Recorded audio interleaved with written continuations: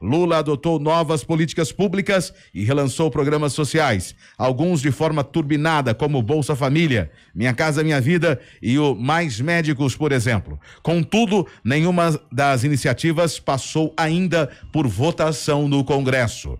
Portanto, não houve análise de texto que dependesse ou mostrasse a força da base aliada do presidente. O teste está por vir nos próximos meses.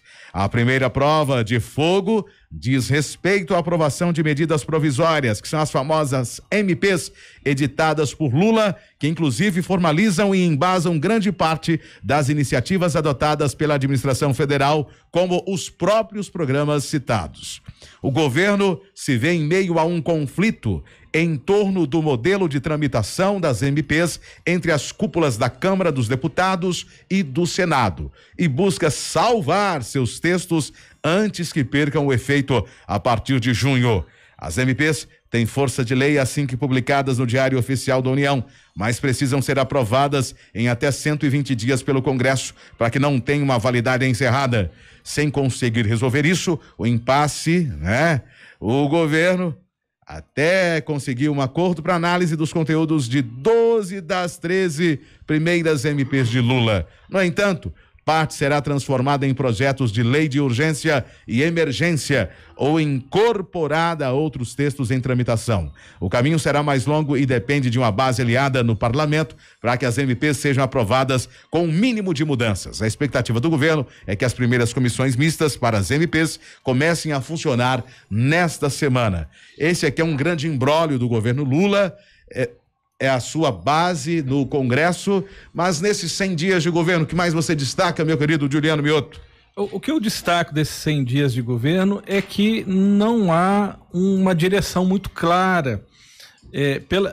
Pela primeira vez, o Lula está enfrentando uma rejeição e uma falta de popularidade que ele não estava acostumado.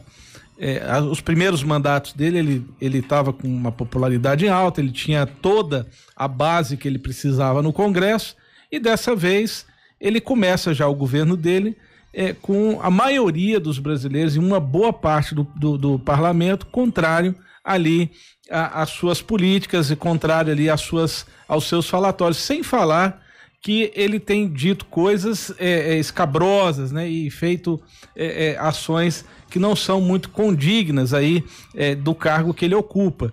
E, obviamente, ele conta aí com uma benevolência maior da imprensa, da maioria da imprensa, não é o nosso caso aqui, mas de uma parte considerável da imprensa que finge que não está acontecendo. Mas eu acho que dificilmente o governo Lula ele vai conseguir dar um rumo. Ele tentou aí fazer uma compra dos parlamentares aí via aquelas emendas obrigatórias, as emendas do orçamento secreto, não deu muito certo e ele continua seguindo aí sem a base primordial no Congresso, principalmente na Câmara dos Deputados, para que ele possa avançar, e corre-se o risco dessas 13 MPs aí caducarem aí no meio do ano. Taroshevski. Bom, o presidente Luiz Inácio, ele não teve nenhum teste de fogo, Hoje, nos aproximamos dos 100 dias do governo dele, vemos que não teve nenhuma matéria importante. O que o presidente fez, a meu sentir, não se consolidou no Congresso Nacional a base dele. Por exemplo, União Brasil, que diz que é Lula, mas ainda não vemos se é Lula ainda. Então, ainda ele precisa sentir se ele tem um Congresso Nacional, certo? Se ele tem parlamentares junto com ele. Penso eu que esse mandato dele não tem nada a ver com os outros 2 mandatos que ele teve outrora.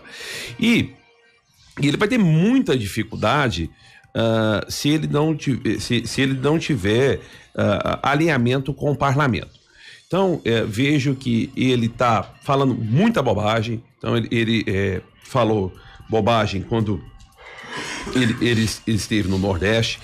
Enfim, o presidente Lula, eu penso que ele tem que ter muita sabedoria se ele quiser ter governabilidade nos próximos, no seu mandato.